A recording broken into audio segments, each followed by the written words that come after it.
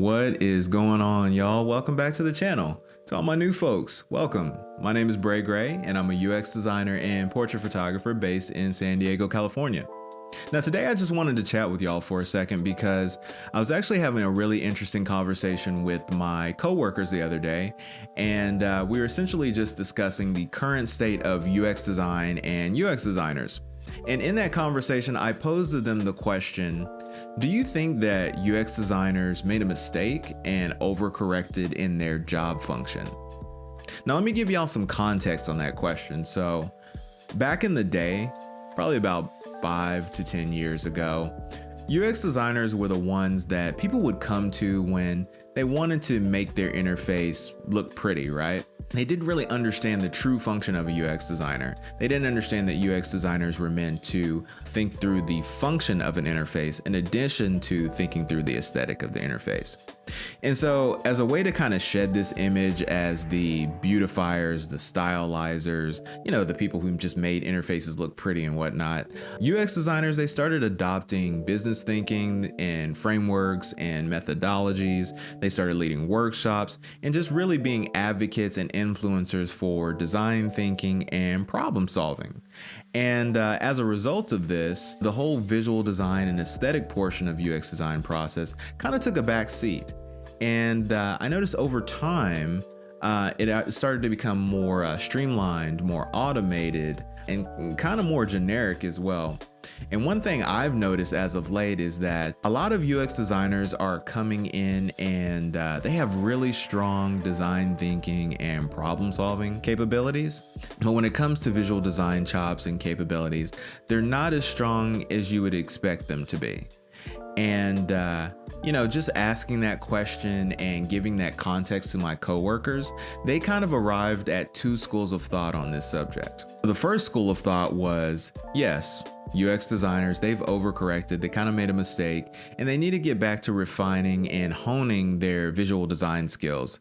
The reason behind these coworkers' mode of thinking is they actually believe that it's easier to teach incoming designers design thinking and problem solving than it is to teach them visual design, because a lot of design thinking and problem solving methods and tools are already proven and defined out there, and you can use them as reference as a way to quickly get up to speed on how to leverage them. Visual design, yes, there are principles, but it actually takes more time to really hone tastes and sensibilities in visual design. So it would take a lot longer to get up to speed on that. Now, the other point of view is that no, UX designers, they haven't made a mistake, they haven't overcorrected, and they need to continue along the path of focusing mainly on design thinking and problem solving versus visual design and aesthetic. And the reasoning from these coworkers was that a lot of companies these days, they already have their own predefined brand and design system and components and documentation for visual design. So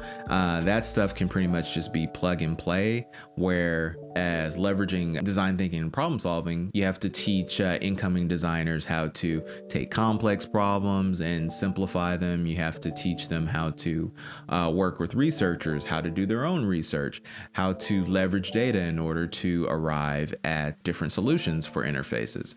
And so, yeah, their reasoning was that it's definitely harder to teach design thinking and problem solving than it is to teach visual design.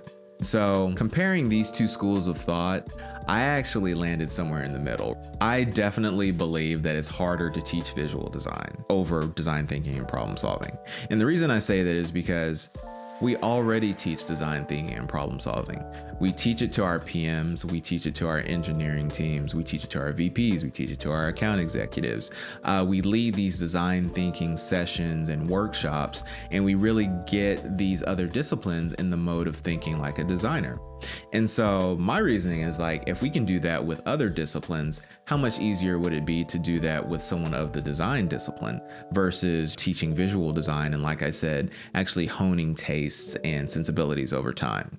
In agreement with the second point of view, I actually agree. A lot of companies, they are adopting and creating their own brand style guides, design systems, components, and those tools and those things are already available to designers these days.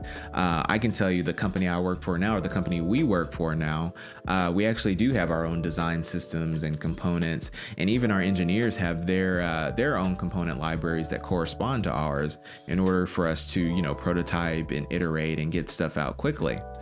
The one caveat I'll say is that I think this only applies when you work for a larger company. For larger company, I mean the Facebooks, the Googles, the Apples, those type of companies. In my experience, I've actually worked in agencies. I work for agencies, I work for startups. And in those scenarios, a lot of the times, design systems and components aren't already predefined. So you actually have to leverage your own design taste, sensibilities, prowess in order to, make engaging and enticing interfaces for people to use. And so I definitely believe that, while more and more companies are adopting their own components and design systems, I think there's still a lot of companies out there that aren't doing that. So with all that said, the main takeaway I want to relay to you all is that it's very important to be a well-rounded designer. Now, it's okay if you're gonna be stronger in one area than the other. I liken it to being like either right-handed or left-handed, right? Where, one is gonna have dominance over the other, right? But if you're this strong in design thinking and problem solving, you shouldn't be like this strong in visual aesthetic and visual design.